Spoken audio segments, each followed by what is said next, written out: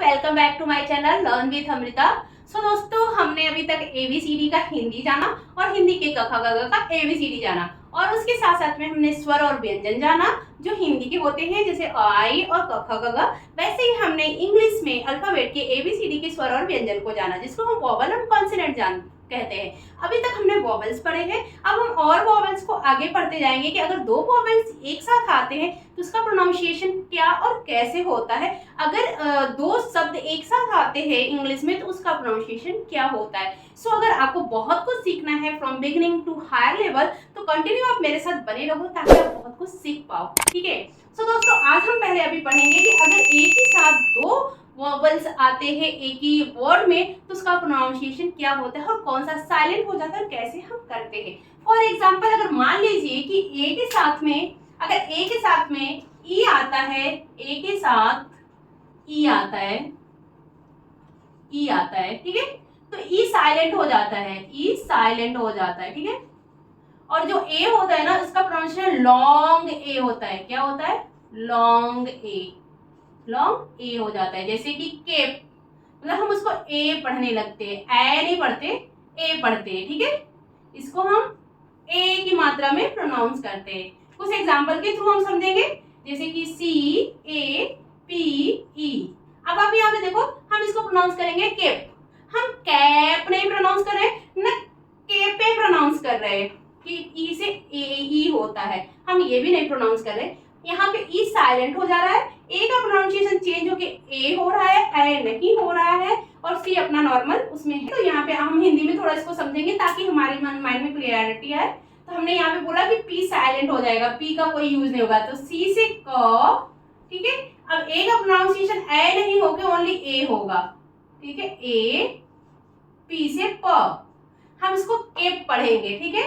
यहाँ पे ई का कोई प्रोनाउंसिएशन नहीं होगा, ई साइलेंट हो जाएगा। वैसे ही दो चार स्पेलिंग और हम लिखती हूँ, जैसे कि यहाँ पे tape, T A P E, tape.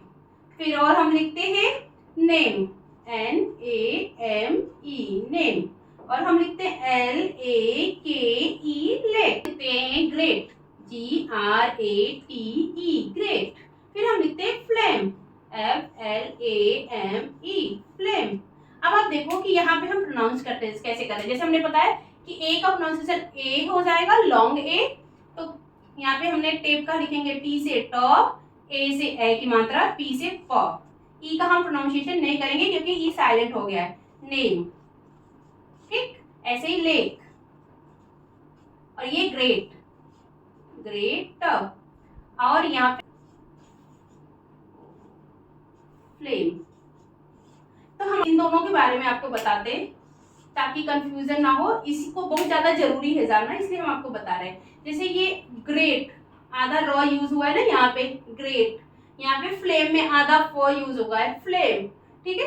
तो यहाँ पे हम आपको बताना चाहेंगे कि अगर वहीं पे अगर bull, B U L L, bull है, अगर पुल है,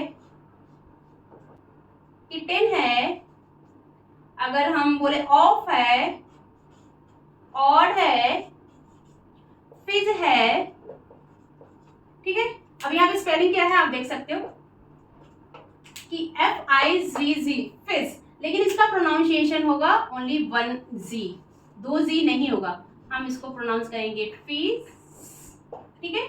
इसको हम प्रोनाउंस करेंगे बुल, बी से बुल, ठीक। हम इसको पुल, इसको बोलेंगे कीटेन, कीटेन। इसको बोलेंगे ऑफ, हम इसको थोड़ा सा समझाते हैं आपको, इसको बोलेंगे ऑड, ठीक है। अब ऐसा क्यों होता है? अगर यही हिंदी का हमें लिखना रहता, मान लीजिए हमको लिखना है कच्चा, हमें लिखना है भल्लार, हमें लिखना है पक्का,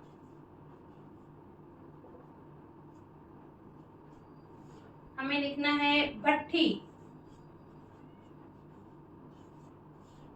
भट्टी। ऐसे शब्द आ रहे हैं तो देखो आधा क आ रहा है, लेकिन जब हम इसकी इंग्लिश बनाएंगे तो हम ऐसे बनाएंगे के ए सी एच ए, कच्चा।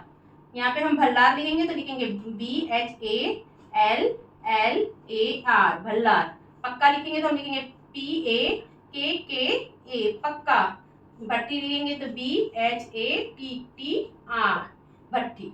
ठीक है, ऐसे हम लिखेंगे। अगर किसी भी हिंदी के स्वर और व्यंजन में आधा च आता है या आधा एल आता है या आधा क आता है, तो मतलब कि एक ही मात्रा दो बार आ रही है ना। आप देखो ल दो बार आ रहा है, च दो बार आ रहा है, क दो बार आ रहा है, ट दो बार आ रहा है, तो यहाँ पे उसकी स्पेलिंग दो बार लिखी जा रही है। आप देखो यहाँ पे पक्का में दो बार के लिखा गया है, टी में दो बार टी लिखा गया है, भल्लार में दो बार एल लिखा गया है और डबल च में दो बार च लिखा गया है। लेकिन यहाँ पर अगर फिज लिखा है तो इसका एक ही प्रोनाउंसिएशन करेंगे, दो बार प्रोनाउंस नहीं करेंगे, एक ही बार प्रोनाउंस करेंगे। इंग्लिश में हमेशा यही होता है, सेम वर्ड दोनों एक साथ आते हैं, उसका प्रोनाउंसिएशन ओनली वन होगा, दो बार नहीं होगा। जैसे कि फिज, बुल, पुल, किटन, ऑफ और ऑड मैंने लिखा है, तो इस बात को आप ध्यान में रखिएगा। लेकिन अगर इस केस में, इंग्लिश के ही केस में, अगर एक अल्फाबेट अलग है, दूसरा अल्फाबेट अलग है, तो वहां पे हाफ प्रोनाउंसिएशन होने लगेगा। जैसे ग्रेट में हुआ है, फ्लेम में हुआ है, FLAME।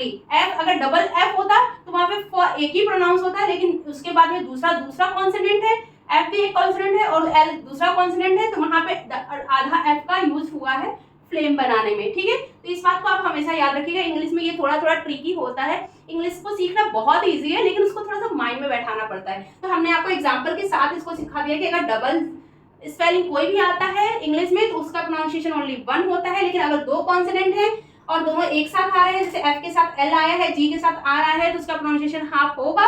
और वहीं अगर हिंदी में कोई भी स्पेलिंग बनानी है और उसका प्रोनाउंसिएशन दो बार आया है तो दो बार लिखा जाएगा। तो इस बात को आप ध्यान में रखिएगा, तो लाइफ में कंफ्यूजन नहीं होगा। अगर आपको चाहिए तो आप इसको उतार भी लेना, थोड़ा टाइम के लिए मैं छोड़ दे रही हूँ ताकि आपको कोई कंफ्यूजन ना हो। ठीक है, आप स्टॉप करके वीडियो को इसको जरूर उतार लेना। इसको मैं अभी इरेज करती हूँ और हम जानेंगे कि किस किस सिचुएशन में अगर दो दो वॉवेल्स एक साथ आती है तो उस वहां पे मात्राएं कैसे चेंज होती है। ठीक है, दोस्तों अभी हमने जाना कि ए के साथ में अगर ई आता है तो वहां पे ई साइलेंट हो जाता है और ए का प्रोनाउंसिएशन ए हो जाता है। ठीक है, अब हम जानेंगे कि अगर आई के साथ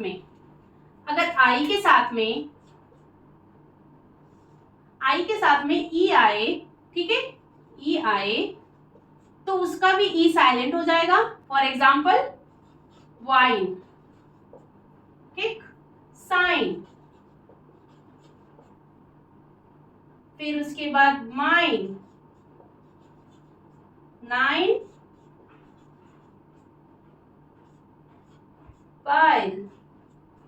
ठीक, सो दोस्तों अगर आई के साथ ई आएगा तो भी ई साइलेंट हो जाएगा और जो आई का प्रोनाउंसिएशन पहले हम ई में पढ़ते थे उसको अब हम आई प्रोनाउंस करेंगे। ठीक है, आई, जैसे कि हमने पढ़ा वाइन, अब देखो यहाँ पे ई साइलेंट हो गया, ये क्या हो गया वाइन।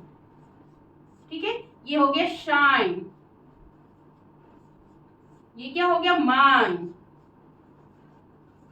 आइन हो जा रहा है ना, ये नाइन,